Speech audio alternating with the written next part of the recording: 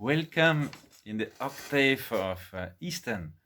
The Church is celebrating the resurrection of Christ not only in one day, but in a whole week, because one day is not able to have sufficient time for celebrating the greatness of this mystery. So every day we are celebrating another aspect of the life of the risen Christ. Every day in the gospel we hear from another point of view how the first Christians have met Christ.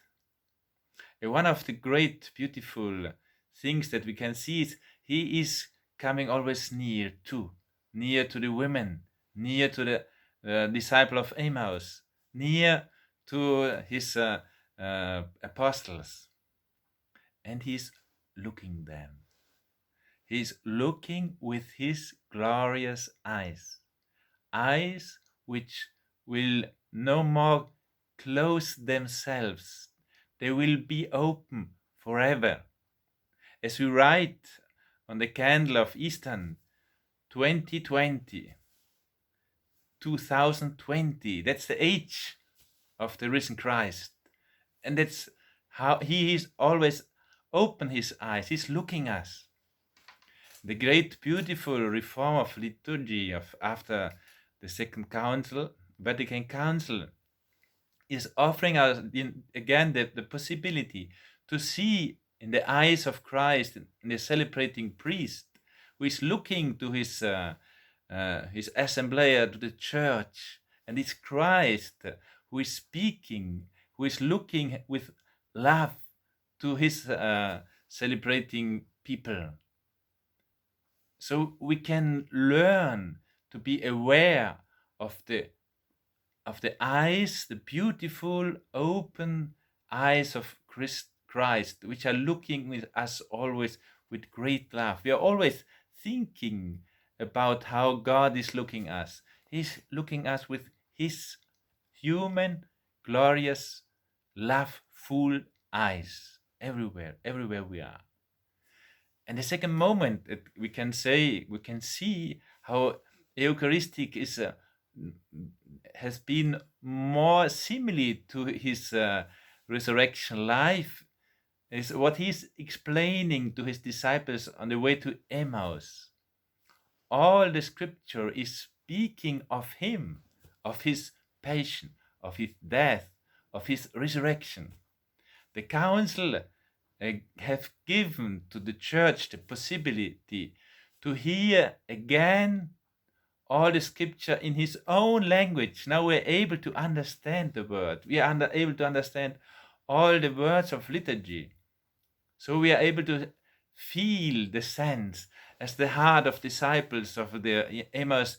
They were full of fire because they were able to understand what Christ was explaining them. That's what liturgy wants us to experience, that our heart is full of fire of the words of the Old Testament, which we see accomplished in the life, in the death, and in the resurrection of Christ.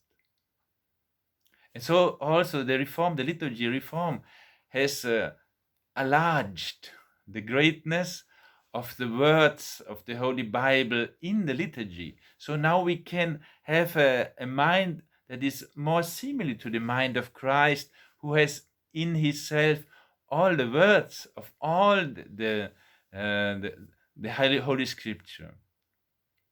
And the last beautiful thing that the risen Christ is giving us at Emmaus, he's coming at home. So that's the last moment of the risen, of his going with the disciples of Emmaus. He's going to them home. And at home, he's celebrating the first Eucharistic celebration, looking them behind of them, in front of them. So now in this particular period of coronavirus, we are all celebrating a resurrection at home, and we can see by the digital world The Christ, the risen Christ, who is coming at home as he was coming at home at the disciples of Emmaus. We're in the same situation. Let's have the joy to look in the eyes, in the beautiful, full of love eyes of the risen Christ at home, when we're sitting at the table, when we are speaking and looking at television. Christ is with us. He is the most present. He's the most loving. He loves our tables. He loves our chairs. He loves everything in our house. Why? Because this is remembering him of us, of me, because the light of our persons for Christ is enlightening all the house. It's his paradise because we are living in this house. Have a good Easter time. Have a good octave of Eastern.